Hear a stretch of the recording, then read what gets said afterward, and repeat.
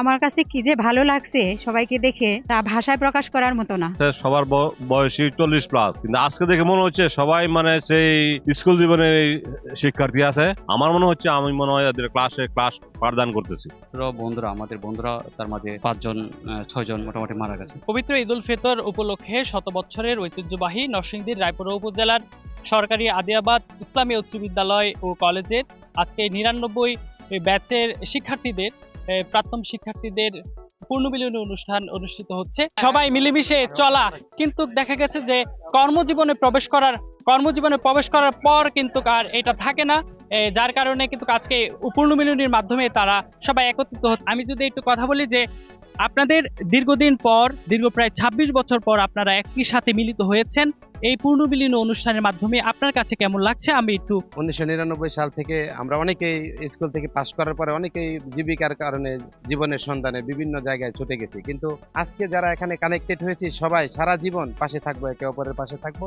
এখানে সবাইকে পেয়ে অনেক ভালো লাগতেছে, বিশেষ করে আমাদের শ্রদ্ধেয় শিক্ষক যারা আমাদেরকে নিজেদের তত্ত্বাবধানে আমাদের শিক্ষা দিয়েছেন, ওনাদেরকে আমাদের কাছে পেয়েছি, ওনাদের মূল্যবান সময় ওনারা আমাদেরকে দিয়েছে। এর চেয়ে বড় আমাদের কাছে আর কোনো উপহার নেই। আপনার কাছে কেমন লাগছে যে এখন আপনারা সকলেই কর্মজীবনে রয়েছেন, তার মধ্যে থেকে গুরুত্বপূর্ণ সময়কে আপনারা বেছে নিয়ে কিন্তু আজকে এখানে উপস্থিত হয়েছেন বন্ধুদের সাথে দেখা করার জন্য? আজকে এই পূর্ণমিলনীতে আপনারা উপস্থিত, কেমন লাগছে?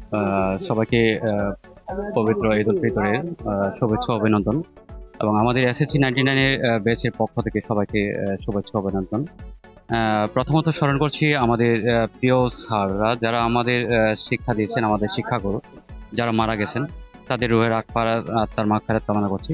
তার সাথে আমাদের ছাত্র বন্ধুরা, আমাদের বন্ধুরা, তার মাঝে 5 জন 6 জন মোটামুটি মারা গেছে, তাদের আত্মার মাগফিরাত কামনা করছি। তো আলহামদুলিল্লাহ, দীর্ঘ 26 বছর পর আমরা একত্রিত হতে পারছি, সেক্ষেত্রে আমরা আল্লাহর কাছে লাখো কোটি শুকরিয়া। যে ধন্যবাদ আপনাকে। আমরা এবার একটু যদি কথা বলতে চাই এই বিদ্যালয়ের যারা শিক্ষক ছিলেন, যারা তাদের দীর্ঘ একটি সময় এই বিদ্যালয়ে শিক্ষকতা করেছেন, আমরা একটু শিক্ষকদের সাথে কথা বলতে চাই যে এই দীর্ঘদিন পর আপনার এই ছাত্রদেরকে কাছে পেয়ে আপনার কাছে কেমন লাগে? দীর্ঘদিন পরে 99 ব্যাচের এদেরকে দেখে আমার কাছে মানে খুবই আমি আনন্দিত এবং উৎফুল্লিত। আমার কাছে মনে হচ্ছে এদের যারা আছে সবার বয়সী 40+, কিন্তু আজকে দেখে মনে হচ্ছে সবাই মানে সেই স্কুল জীবনের শিক্ষার্থী আছে।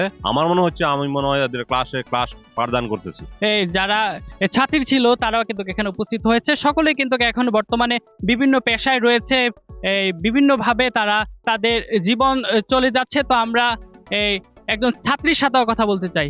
আমাদের 99 বেচে সবাই একত্রিত হতে পেরে আমার কাছে কি যে ভালো লাগছে সবাইকে দেখে তা ভাষায় প্রকাশ করার মতো না।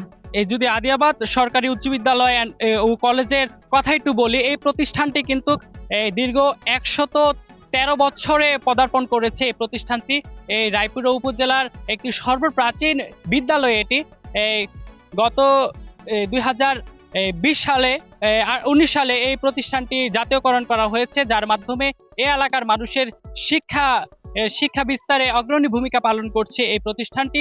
তো আদিয়াবাদ সরকারি উচ্চ বিদ্যালয় কলেজের আজকের এই নান্দনিক অনুষ্ঠান থেকে ফরহাদ আলম, এনটিভি অনলাইন।